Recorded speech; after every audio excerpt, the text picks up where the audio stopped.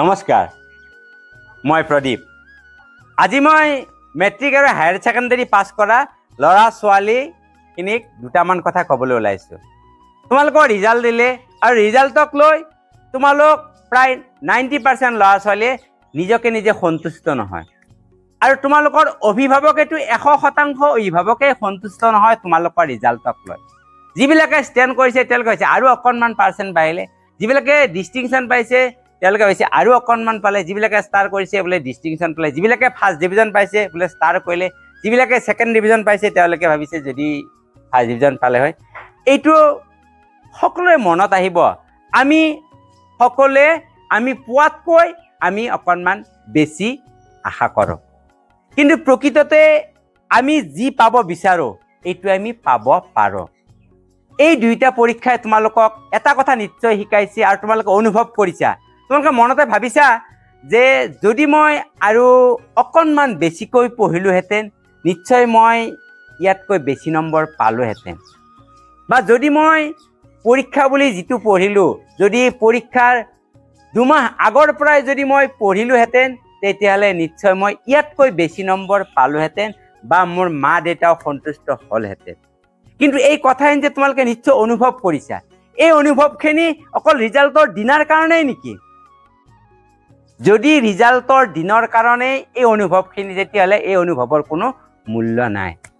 আৰু যদি এই অনুভৱখিনি তোমালোকৰ ভিতৰৰ পৰা অন্তৰৰ পৰা যদি অনুভৱ কৰিছা তেতিয়াহ'লে সেই অনুভৱে তোমাক উচ্চ শিখৰত লৈ যাব তুমি আমাৰ সমাজৰ কাৰণে এটা ধ্ৰুৱতৰা হৈ পৰিবা সেই অনুভৱখিনি তোমালোকৰ প্ৰতি মুহূৰ্ততে যেন সজীৱ হৈ থাকে আৰু তেতিয়া যেতিয়া সজীৱ হৈ থাকিব তোমালোকে এটা সপোন দেখিছা যে মই অমুক কৰিম কোনোবাই হয়তো ভাবিছা যে মই প্ৰফেচাৰ হ'ম কোনোবাই ভাবিছা মই মাষ্টৰ হ'ম কোনোবাই ভাবিছা যে মই উকিল হ'ম কোনোবাই ভাবিছা মই ডাক্তৰ হ'ম কোনোবাই ভাবিছা মই ইঞ্জিনিয়াৰ হ'ম কোনোবাই ভাবিছা মই চাইণ্টিষ্ট হ'ম তোমালোকে এইটো কথা অনুভৱ কৰা যদি বা এপিএছচি দিম বুলি ভাবিলে তোমালোকে জানা যে কিমান পঢ়িব লাগিব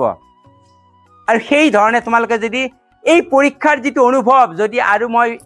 অকণমান বেছিকৈ পঢ়িলোহেঁতেন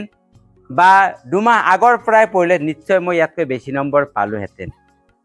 গতিকে এই যিটো অনুভৱ সেইটো প্ৰতি মুহূৰ্ততে যদি তোমালোকে লগত ৰাখা আৰু সেই ধৰণে যদি আগবাঢ়ি যোৱা আগতে মা দেউতাই যেতিয়া তোমালোকক পঢ়াৰ কথা কৈছিল তোমালোকৰ যে খং উঠিছিল এতিয়া হয়তো ভাবা যে মা দেউতাই কোৱা ধৰণে যদি পঢ়িলে নিশ্চয় ভাল ৰিজাল্ট হ'লহেঁতেন গতিকে তোমালোকে সেই কথাখিনি আজি অনুভৱ কৰি যদি সন্মুখত ৰাখি আগবাঢ়ি যোৱা তেতিয়া নিশ্চয় সফলতা পাবাই এই সফলতাৰ কাৰণে তোমালোকে কিন্তু এতিয়াৰ পৰাই প্ৰথমৰ পৰাই প্লেন কৰিব লাগিব আৰু যিবিলাকে মেট্ৰিক পাছ কৰিছে তেওঁলোকে আমাৰ সমাজত বহুতেই বা তোমালোকৰ যিটো ওপৰৰ ক্লাছৰ মানুহ আছে বা কিছুমান মানুহে এনেকুৱা ধৰণৰ মন্তব্য এটা কৰে আজিৰ সময়ৰ কাৰণে হায়াৰ ছেকেণ্ডাৰী প্ৰথম বছৰটোৰ মূল্যহীন কিন্তু এইটো কথা তোমালোকে যদি ভাবা কোনোবাই ক'লেও তোমালোকে যদি ভাবা তেতিয়াহ'লে এইটো কিন্তু একেবাৰে অশুদ্ধ কথা কাৰণ নলেজ ইজ পাৱাৰ তুমি যদি প্ৰথম বছৰত যি পঢ়িবা সেইটো তোমাৰ পৰীক্ষাটো ফাইনেল ইয়েৰৰ দৰে নহ'ব পাৰে কিন্তু তোমাৰ জ্ঞানখিনি ক'ত যাব সেইখিনিয়ে তোমাৰ ভৱিষ্যত যিবিলাক পৰীক্ষা হ'ব বা জীৱনৰ কাৰণে যিবোৰ পৰীক্ষা আহিব সেই পৰীক্ষাবোৰত এইবোৰে সহায় কৰিব তোমালোকেতো পঢ়িবাই এই ধৰণে তোমালোকৰ যিটো সপোন সেই সপোনটো সন্মুখত ৰাখি তোমালোকে যিটো কাৰণত কম নম্বৰ পাইছা সেই কাৰণবোৰ বিশ্লেষণ কৰি সদায় মনত ৰাখি তোমালোকে পঢ়িবা কিন্তু এতিয়া কথা হ'ল তোমালোকে এডমিশ্যন ল'বা ক'ত এইটো এটা ডাঙৰ প্ৰশ্ন সেই এডমিশ্যন লোৱাৰ ক্ষেত্ৰত কিন্তু তোমালোকে বহুতেই তোমাৰ লগৰ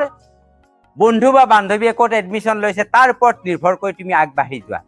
গতিকে তেওঁলোকে যিটো পদ্ধতিৰে বা যি ধৰণে ভাবি সেই কলেজখনত বা সেই ইনষ্টিটিউটখনত এডমিশ্যন ল'ব বিচাৰিছে তুমিও যদি সেইটো কৰিব বিচাৰা তেতিয়াহ'লে নিশ্চয় ভুল কৰা হ'ব কাৰণ তুমি ভাবিব লাগিব যে সেই কলেজখনত পঢ়িবলৈ গ'লে তোমাৰ আৰ্থিকভাৱে তুমি সক্ষম হয়নে নহয় তোমাৰ মা দেউতাই সেই কলেজখনত পঢ়িবলৈ তোমাক আৰ্থিকভাৱে সহায় কৰিব পাৰিবনে নাই নে ধাৰৰ বোজাত পোত যাব লাগিব এই কথাখিনি তোমালোকে ভাবিব লাগিব আনে বহুতে বহুত সপোন দেখুৱাব এইখন কলেজত পঢ়িলে তোমাৰ এইটো হ'ব এইখন কলেজত পঢ়িলে তোমাৰ এইটো হ'ব কিন্তু প্ৰকৃততে সিলেবাছ একেই মাষ্টৰে একেই শিকাব কোনো শিক্ষকেই কাকোৱে কমকৈ নিশিকায় শিকিব লাগিব তুমি, পঢ়িব লাগিব তুমি। যদি তুমি ভালকৈ পঢ়া, ভালকৈ শিকিব চেষ্টা কৰা, তেতিয়াহ'লে তুমি যি ধৰণে ভাবিছা সেই ধৰণে তুমি পৰীক্ষাত ফলাফল আনিব পাৰিবাই। আশা ৰাখিছোঁ তোমালোকে এডমিশ্যন লোৱাৰ ক্ষেত্ৰত পৰিয়ালক বিপাঙত নেপেলাই আৰু কি কাৰণত তুমি কম নম্বৰ পাইছা এই কথাটো সদায় মনত ৰাখি আহি থকা সময়খিনিত তোমালোকে পঢ়া শুনা কৰা, আগবাঢ়ি যোৱা। আজিলৈ এৰিলোঁ, পুনৰ তোমালোকক লগ পাম যদিহে মোৰ এই চেনেলটো ছাবস্ক্ৰাইব কৰি ৰাখা। নমস্কাৰ।